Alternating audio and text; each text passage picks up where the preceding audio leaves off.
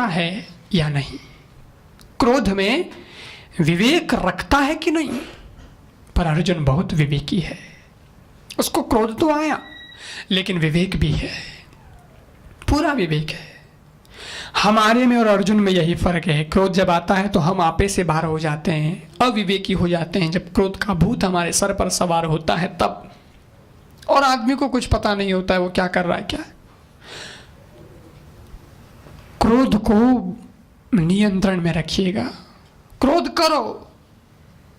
कई लोग कहते हैं महाराज आप कहते तो क्रोध मत करो, क्रोध मत करो, क्रोध नहीं करे तो इतनी बड़ी जो इंडस्ट्री चल रही है, हमारा जो धंधा चल रहा है उसका क्या होगा। कर्मचारी काम नहीं करेंगे अगर हम गुस्सा नहीं करेंगे उनके सामने, अगर हम अपना रुतबा नहीं बताएंगे तो हमारे धंधा चौपट हो जाएगा। तो क्रोध करो लेकिन बनावटी क्रोध करो, दिखावटी करो, ताकि आपका रूप रहे लेकिन अंदर तक क्रोध न जाए, नसों में क्रोध ना उतरा है, इतना ध्यान रखो। नहीं तो क्रोध में हम क्या क्या क्या कर बैठ पाते हैं, कुछ समझ में नहीं आता। आदमी को खुद को भी ज्ञान नहीं होता है क्रोध में क्या क्या हो जाता है। छोटा बच्चा वो कोई चीज की जिद पकड़ लेगा, मुझे ये चीज चाहिए, वो चीज ना मिले तो उसको इतना गुस्सा आता है, जाता है सर पीटता है दीवार से। उसको समझना चाहिए अरे दीवार का तो कुछ बिगड़ेगा नहीं, मेरा सर फूट जाएगा। लेकिन गुस्सा इतना अविवेकी बना देता है आदमी को कि ये भी उसको ज्ञान नहीं होता है कि दीवार का कुछ नहीं होगा, मेरा बिगड़ेगा। यही अविवेक है कि बया गुस्सा में आप रे माते घास तेल कूट दे, पचे बड़न लगे जन के अरे मैं बड़ू रे तो भाई तने घास तेल कूट क्यों कूण पचे पछतावे। तो गुस्सा क्रोध कितनी हानि पहुंचाता है। एक बार शोध हुआ था, उसमें बताया गया एक बार का भयंकर क्रोध आदमी के 9 घंटे की उम्र कम कर देता है। एक बार का भयंकर क्रोध सीधी 9 घंटे की उम्र कम होती है आदमी। लोग कितना गुस्सा करते हैं। शिव जी की तरह रहो। शंकर जी क्रोध को नौकर बना के रखते हैं, जरूरत होती तो बुलाते बाकी भेज देते हैं। नौकर का यही काम है, जरूरत हुई तो ठीक है बाकी भेज दिया। इसलिए जब कामदेव को भस्म करना था तो क्रोध की जरूरत थी, इसलिए उन्होंने तीसरा नेत्र खोला, क्रोध किया। जब शिव तीसरा नयन होगा चितवत काम भयं जरी छारा। लेकिन कामदेव की पत्नी रति रोती हुई आई शंकर जी के पास, आंख में आंसू लेके आई। शंकर जी ने कहा ओ वो रो रही है और मैं क्रोध करूं तो उसका कोई तालमेल नहीं बैठता। क्रोध को भेज दिया, करुणा को और कृपा को बुला लिया, क्योंकि वहां तो कृपा करनी है, उसको तो करुणा करनी है। वो रो रही है बेचारी, उसके पति को तो मारा क्रोध करके, लेकिन उसकी पत्नी पर कृपा करी और कहा तुझे तेरा पति अगले युग में मिल जाएगा, रो मत। हाथों हाथ स्वभाव बदल दिया, माहौल चेंज कर दिया, क्रोध से करुणा में आ गए। इसीलिए शंकर जी क्रोध करते हैं, लेकिन क्रोध करने के बाद में भी शिव जी का नाम क्या है? कर्पूर गौरम करुणावतारम संसार सारम भुजगेन्द्रहारम सदा वसंतम हृदयारविंदे भवं भवानी सहितं नमामि।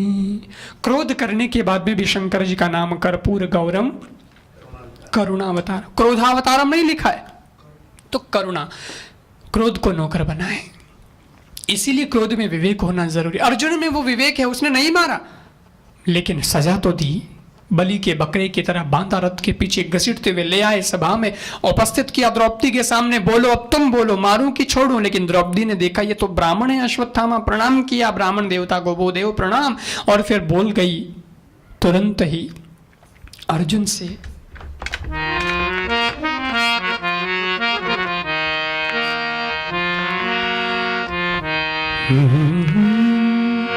वाचो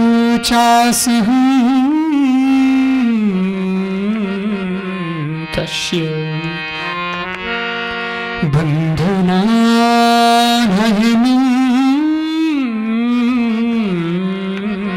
सती मुंचिता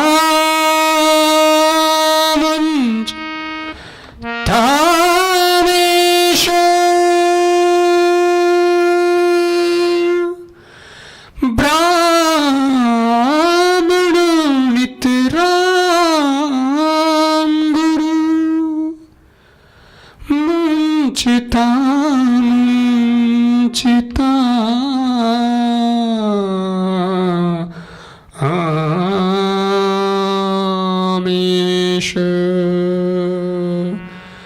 ब्राह्मण नितराम गुरु हो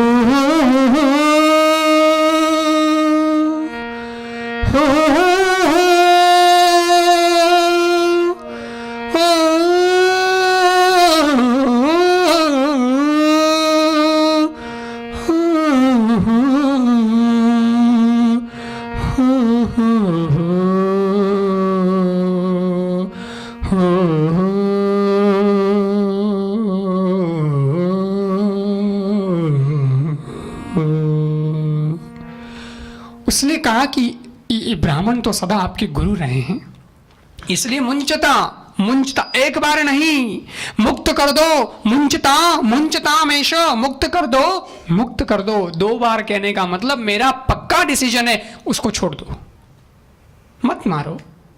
अच्छा, द्रौपदी ने कह दिया मत मारो क्योंकि वो तो दया की प्रतिमूर्ति है, दया के प्रतीक है। लेकिन युधिष्ठिर बड़े भाई हैं, उनसे पूछा तो वो बोले हाँ, छोड़ दो अर्जुन, मत मारो। क्यों? युधिष्ठिर जी धर्म है और धर्म हमेशा दया के पीछे चलता है। तो दया रूपी द्रौपदी ने कह दिया छोड़ दो, तो धर्म रूपी युधिष्ठिर ने भी कह दिया छोड़ दो। भीमसेन भी अर्जुन के बड़े भाई हैं, इसलिए भीमसेन से पूछना जरूरी है, भैया आप बताएं मैं क्या करूं, मारूं या छोड़ूं? भीमसेन बोला बांध चढ़ा करके, तूने अगर इसको जिंदा छोड़ दिया तो फिर मैं इसको जिंदा नहीं छोड़ूंगा। बाल हत्यारा है, आतताई है, सोते हुए को मारना बहुत बड़ा पाप है, और इसने सोते हुए को मारा है, बालकों को। मृत्युदंड का अधिकारी है, देखता क्या है, काट दे मस्तक, नहीं करता है तेरे से तलवार मुझे दे दे। भीमसेन का तो सीधा सीधा हिसाब है। अर्जुन ने सोचा क्या करूं, एक तरफ बड़ा भाई कहता है छोड़ दो, एक तरफ बड़ा भाई कहता है मार दो, मैं क्या करूं, छोड़ूं या मारूं? असमंजस में फंस गया वो। तब कृष्ण भगवान वहीं खड़े थे और भगवान कन्हैया श्री कृष्ण धीरे से बोले, हमें कोई पूछ ही ना रहे हो तो हम काहे को बोले, पूछेगा तो हम भी कुछ कह देंगे। तो कन्हैया से पूछा अर्जुन ने, कृष्ण दुनिया में ऐसा कोई ताला नहीं है जिसकी चाबी आपके पास में ना हो, आप बताओ कन्हैया मैं क्या करूं, मारूं या छोड़ूं? श्री कृष्ण भगवान ने कहा, अर्जुन ये मारना छोड़ना अपने मैं कुछ नहीं कह सकता, शास्त्र की बात कह सकता हूं। शास्त्र ये कहता है ब्राह्मण को मारना पाप है, शास्त्र ये भी कहता है ब्राह्मण को छोड़ना, बाल हत्यारे और आतताई को छोड़ना भी पाप है। ब्राह्मण को मारना पाप है, बाल हत्यारे को छोड़ना पाप है। अश्वत्थामा ब्राह्मण है, इसको बिल्कुल मत मारो, लेकिन ये बाल हत्यारा आतताई है, इसको बिल्कुल मत छोड़ो। भीमसेन ने कहा बहुत बढ़िया, आप जैसे न्यायाधीश अगर 2-4 पैदा हो जाए तो पूरी न्याय व्यवस्था ही चरमरा जाए। अर्जुन ने कहा आप तो चिट और पुट दोनों बोल जाते हो, इधर भी उधर भी, और करना क्या है वो कोई मतलब नहीं है, स्पष्ट कहो क्या करूं, मारना है कि छोड़ना है? भगवान बोले अर्जुन समझता नहीं है, मैं तो इशारे में बोलता हूं और तू समझता नहीं है, मैंने तेरे को गीता काहे को सुनाई? फिर मैंने गीता में कहा था पागल कि ब्राह्मण की मृत्यु सिर छेदन से नहीं बल्कि शिखा छेदन से मानी जाती है। ये ब्राह्मण है और मृत्युदंड देना ही पड़ रहा है, तो सर काटने की जरूरत क्या है, चोटी काट दे बहुत है। अर्जुन समझ गया, हाँ ठीक है। अर्जुन बढ़ा आगे, उसका वो शिखा थी मस्तक में, वो काट दी, ललाट में मणि थी, उससे उसका बड़ा प्रभाव था अश्वत्थामा का, वो मणि निकाल दी, धक्के देके अपमानित करके सभा से उसको बाहर निकाल दिया। सभा के बीच किसी का अपमान कर देना वो तो मौत के बराबर ही होता है, और क्या, बस इतना बहुत है, निकाल दिया। हालांकि उसको मारा नहीं, पर अश्वत्थामा को तो इस अपमान में भी ईर्ष्या हो गई। अरे अर्जुन ने भरी सभा में मेरा ऐसा अपमान किया है, ईर्ष्या हो गई। अब ईर्ष्या का क्या मतलब होता है? ईर्ष्या का मतलब यह होता है कि मेरी एक आंख भले ही फूटे पर पड़ोसी की दोनों फूटे। ईर्ष्या, मेरा इतना अपमान किया है, मैं पांडवों का वंश निर्वंश करके रहूंगा। फिर सोचा पांडवों का वंश तो खत्म हो गया, क्योंकि अभिमन्यु था वो 7 गिरे वाले, वो व्यूह रचना में जो था वो युद्ध में मारा गया, और फिर 5 बेटे थे उनको मैंने मार दिया। अब कौन? ये पांडव ही तो हैं, और कौन है? फिर एकदम याद आया, नहीं, अभिमन्यु की जिस वक्त मृत्यु हुई थी तो मैंने सुना था कि अभिमन्यु की पत्नी उत्तरा गर्भवती थी और आज उसी उत्तरा का गर्भस्थ शिशु 9 महीने पूर्ण कर रहा है। उस उत्तरा के गर्भस्थ शिशु को मार दो तो पांडवों का वंश खत्म होगा। दुस्साहस किया उसने उत्तरा के गर्भस्थ शिशु पर, बिल्कुल उसके गर्भ में ब्रह्मास्त्र छोड़ा। तकलीफ हुई उत्तरा को, गई सासू द्रौपदी के पास, मेरे पेट में तकलीफ है सासू जी। सासू द्रौपदी उसको लेकर के गई सीधी कृष्ण भगवान के पास और जाकर कृष्ण भगवान से उत्तरा कहती है, पाहि पाहि मां योगिन देव देव जगतपते, हे कृष्ण मैं आपकी शरण में आई हूं, मां में गर्भो निपात्यताम, मैं मर जाऊं उसकी मुझे परवाह नहीं, पर मेरे गर्भस्थ शिशु की रक्षा कर लो, बच्चे को बचा लो, मैं मर जाऊं तो मर जाऊं। मां है ना। तुरंत ही भगवान ने कृपा कर दी। उत्तरा, जी प्रभु, तेरे मन में मातृभाव आना चाहिए। उत्तरा के मन में मातृभाव आया, तब कृष्ण ने सूक्ष्म रूप धारण किया, उत्तरा के श्वासों से उसके गर्भ में प्रवेश किया और भगवान परमात्मा ने ऐसे सुदर्शन चक्र की भांति अपनी गदा को घुमाया कि उत्तरा के गर्भस्थ शिशु की भगवान ने रक्षा कर ली। लेकिन उस वक्त 5 सामान्य बाण अश्वत्थामा ने पांडवों की ओर भी छोड़े थे, 5 पांडवों को मारने के लिए। पांडव अनभिज्ञ थे, उनको पता भी नहीं कि हमारे सामने बाण शस्त्र आ रहे हैं, उनके पास में सामना करने के लिए भी कोई शस्त्र नहीं थे। आखिर में भगवान को लगा पांडव मर जाएंगे, दूसरा रूप धारण किया, पांडवों के सामने गए और वहां भगवान ने सुदर्शन चक्र छोड़ा, 5 बाणों को काट दिया जो अश्वत्थामा ने छोड़े थे, पांडवों को बचा लिया उससे। भगवान परमात्मा ने जब उत्तरा के गर्भस्थ शिशु की रक्षा करी तो एक आश्चर्य हुआ। आश्चर्य क्या हुआ? बोले भगवान ने 4 भुजा धारण कर ली, उस वो गर्भ में, उत्तरा के गर्भ में जाके 4 भुजा धारण कर ली। क्या यह आश्चर्य है? बोले नहीं। अरे सूक्ष्म रूप से भगवान उसके श्वासों से अंदर गए हैं, क्या यह आश्चर्य है? बोले नहीं। भगवान ने उत्तरा के गर्भस्थ शिशु को और पांडवों को एक साथ बचाया, क्या यह आश्चर्य है? बोले नहीं, भगवान के लिए कोई आश्चर्य नहीं है। तो फिर आश्चर्य क्या है? बोले आश्चर्य यह है कि वो बालक कितना भाग्यवान होगा जिसने दुनिया में जन्म बाद में लिया, पर गर्भ में पहले मेरे गोविंद का दर्शन कर लिया। परमात्मा का दर्शन उसने गर्भ में ही कर लिया। और यही परीक्षित जी हैं, यही परीक्षित जी हैं, भगवान परमात्मा का दर्शन जिन्होंने गर्भ में किया। भगवान उसकी रक्षा के बाहर आए और फिर वहाँ कुंता जी आए, भगवान की स्तुति करी, भगवान ने सबको वरदान दिया। कुंता बुआ भगवान से दुख मांगती है, जो उसकी प्रसिद्ध मांग रही है, हमेशा ही दुख मांगा। फिर हस्तिनापुर की राजगद्दी युधिष्ठिर महाराज को मिली, लेकिन वे राजगद्दी पर बैठने को तैयार नहीं हुए, क्योंकि उन्होंने कहा कि ये राजगद्दी मुझे लथपथ लगती है, लहू से रक्त रंजित लगती है, खून से भरी लगती है, क्योंकि लड़ाई झगड़ा करना पड़ा, कितना खून बहा, फिर मुझे राज मिला, मैं नहीं बैठना चाहता। कर्मयोग का भगवान ने उपदेश दिया, नहीं आया समझ में उनको।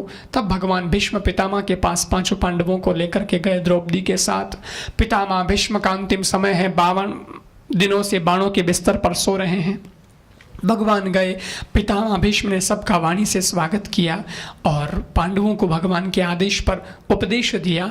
और फिर भीष्म पितामह ने सबसे कह दिया, बस तुम्हारा मैटर पूरा हुआ, मुझे जो कहना था मैंने तुमको कह दिया, मेरा ज्ञान पूरा हो गया, अब मैं मेरे कन्हैया से बात करना चाहता हूँ। और श्री कृष्ण से भीष्म पितामह बोले, बहुत सुंदर, कृष्ण भगवान तो पांडवों के रथ के सारथी थे ना, तो बोले पांडवों के रथ के सारथी बनने का तो तुमने बहाना बनाया है मेरे मालिक, हकीकत में तो अंतिम समय में मुझे तुम दर्शन देने के लिए पधारे हो, मुझे आपने कृतार्थ किया यहाँ पधार करके, मैं अनुग्रहित हूँ।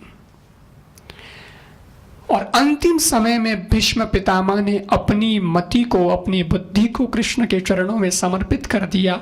सूर्य उत्तरायण में आया, अपने प्राणों का उन्होंने त्याग कर दिया। फिर भगवान श्री कृष्ण यहाँ से द्वारिका पधारते हैं। द्वारिका में सबसे मिले, अपनी रानियों से मिले। लेकिन इधर जो बालक था जिसकी भगवान ने गर्भ में रक्षा करी थी, उस बालक ने हस्तिनापुर में आज जन्म ले लिया। और जन्म लेते ये बालक बड़ा विचित्र, जन्म लेते पालती मार के बैठ गया। भीड़ आई थी देखने के लिए बहुत, तो हर एक आदमी को घूर घूर के देखता है, ऐसे घूर घूर के देखता है। वेदव्यास जी आए थे इस बालक के जन्म की खुशी में, जिन्होंने भागवत की रचना करी। वो वेदव्यास जी आए थे तो कुंता जी ने पूछा, व्यास जी ये भीड़ में सबको घूर घूर के क्या देख रहा है? बोले भीड़ में घूर घूर के ये देख रहा है कि गर्भ में जिसने मेरी रक्षा की वो ये तो नहीं है, ये तो नहीं है, ये तो नहीं है, ये तो नहीं है। वो परीक्षा कर रहा है, कौन था वो जो आया था अंदर, उसने परीक्षा की। परितः इच्छति इति परीक्षिता, उसने परीक्षा की इसीलिए उसका नाम पड़ गया परीक्षित। फिर भगवान भी आए, उसको गोद में उठाया, भगवान को देख के खिलखिला के हंस गया, पता चला यही टेढ़ी टांग वाला है जिसने मुझे बचाया था। लेकिन फिर देवज्ञ वेदज्ञ ब्राह्मण आए, उन्होंने जन्म कुंडली का वर्णन किया, सब बढ़िया बताया, और अंत में मृत्यु का स्थान देखा तो कहा कि इसकी मृत्यु ऋषियों के श्राप से होगी। अरे बोले ऋषियों का श्राप लगेगा और फिर मरेगा? अरे ऋषि को ऐसे श्राप थोड़ी देते हैं, अपराध करेगा ऋषियों का। बोले वो तो होगा जो भी होगा, लेकिन ऋषियों का श्राप लगेगा। पर चिंता न करो, ऋषियों का श्राप इसके लिए वरदान तुल्य हो जाएगा। सुखदेव जी आएंगे, भागवत की कथा 7 दिन में सुनाएंगे और ये मुक्त हो जाएंगे। ब्राह्मण विदा हो गए और फिर भगवान अर्जुन को लेकर द्वारिका चले गए। इधर हस्तिनापुर के अंदर विदुर जी आते हैं, धृतराष्ट्र गांधारी को वन में लेके चले जाते हैं, और यहाँ 5 पांडवों में अर्जुन द्वारिका में है कृष्ण के साथ में, बाकी 4 भाई हस्तिनापुर में हैं। नारद जी महाराज आते हैं, इन 4 भाइयों को कहते हैं कि वो धृतराष्ट्र गांधारी विदुर जी के साथ वन में चले गए हैं, आज से 5 दिन उस वन में आग लगेगी, वो जल के भस्म हो जाएंगे, उनकी चिंता छोड़ो, तुम्हारी चिंता करो, क्योंकि भगवान जिस दिन गोलोक धाम जाएंगे मृत्यु लोक छोड़कर, तब तुम्हें भी जाना होगा।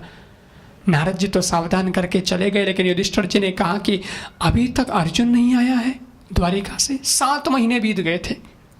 याद कर रहे थे कि उसी वक्त आ गए अर्जुन जी, पर चेहरा बड़ा उदास है। पूछा अर्जुन से, क्यों अर्जुन चेहरा उदास क्यों है, क्या बात है? द्वारिका में सब सकुशल तो है, हमारा कन्हैया बने सब कैसे? अर्जुन ने कहा, भैया जिनका नाम लेके पूछ रहे हो उनमें से कोई बचा ही नहीं। ये तो हमसे लड़ झगड़ कर मर गए और भगवान परमात्मा गोलोक धाम चले गए, भगवान चले गए। सुनते ही सबने सोचा हमें भी जाना है। अर्जुन ने कहा, आज मेरा घमंड चूर चूर हो गया, मैं बहुत अपने आप को धनुर्धारी समझता था, मैं गांडीवधारी अर्जुन ये वो, लेकिन मैं समझ गया आज कुछ नहीं था मेरा, वो सब कृष्ण का था। मैंने जिसको मारा वो सब कृष्ण की शक्ति थी, क्योंकि मुझे जाते हुए भगवान ने कुछ गोपियां दी थी, कहा कि इनको यथेष्ट स्थान पर पहुंचा देना। मैं रथ में बैठा के उनको ला रहा था, लेकिन बीच रास्ते में कोबाओं के द्वारा गोपियां लूटी गई। मैंने बहुत बाण चलाए मेरे गांडीव से, आज काम नहीं आए। तब पता चलता है समय समय बलवान है, नहीं पुरुष बलवान, कोबां लूटी गोपियां, वही अर्जुन वही बाण। आज अर्जुन ने ही समझा, अनुभव किया, लेकिन भगवान चले गए। सुनते ही 5 पांडव स्वर्ग के लिए तैयार हो जाते हैं, परीक्षित को राजगद्दी सौंपते हैं। 3 शिक्षा, संदेश, उपदेश, नसीहत परीक्षित को देते हैं 5 पांडव। 3 बातें बताई। पहली बात, बेटा एक बार अगर शत्रु भी तेरी शरण में आ जाए तो उसको माफ कर देना। दूसरी बात, अतिथि का सम्मान करना, क्योंकि अतिथि देवो भव। और तीसरी बात, पाप करना तो पाप है ही, लेकिन पाप को होते हुए देखते रहना ये महापाप है। पाप हो जाए तो हो जाए भूल से, और उसके लिए तो हम और भी तैयारी रखते हैं कि भाई पाप ना हो, लेकिन पाप को होते हुए देखते मत रहो, वो महापाप है। उस पाप को रोकने का सामर्थ्य आप में है तो रोको, नहीं रोक सकते हो तो खड़े खड़े देखते मत रहो, वहां से निकल जाओ। ये 3 उपदेश दिए। 5 पांडव स्वर्ग के लिए चले गए। परीक्षित जी बड़े हुए, उत्तर प्रजापति की पुत्री इरावती से उनकी शादी हुई, 4 बेटे उनके हुए। सबसे बड़े बेटे का नाम जन्मेजय रखा गया, और परीक्षित जी का राज्य और उनका वैशिष्ट्य कमाल का। उनके राज्य में घर में कोई भी ताला नहीं लगाता था, क्योंकि लोगों को धर्म अधर्म का इतना बोध है कि चोरी कोई करता ही नहीं है, इसलिए ताले नहीं लगते थे उनके राज्य में। गाय धोने का समय आता है, गाय के स्तन के सामने पात्र लगा दो, अपने आप दूध की धारा निकल पड़ती है। ऐसा राज था परीक्षित जी का। परीक्षित जी का राज, वो काल। आज टेक्नोलॉजी बढ़ी है, आज भी लोग बराबरी करने की कोशिश करते हैं, लेकिन एक तो बात है कि हमारे ऋषियों की जो टेक्निक है ना, उसका कोई जवाब नहीं है। और दुनिया भर को जिसने भी दिमाग दिया है अपने यहाँ से दिया है। भारत की ऋषि परंपरा को देखो ना तो पता चल जाएगा आपको कि वास्तव में भारत ने क्या किया है। सज्जनों, भारत वैसे तो अपना महान भारत है, हम भारत को कैसे भुला सकते हैं, लेकिन आज पूरी दुनिया अगर डेवलप पर है तो वो भारत की बदौलत है, भारत का ही तो दिमाग है, सब जगह भारत ही तो काम कर रहा है। और हमारे ऋषि मुनियों ने कितना काम किया।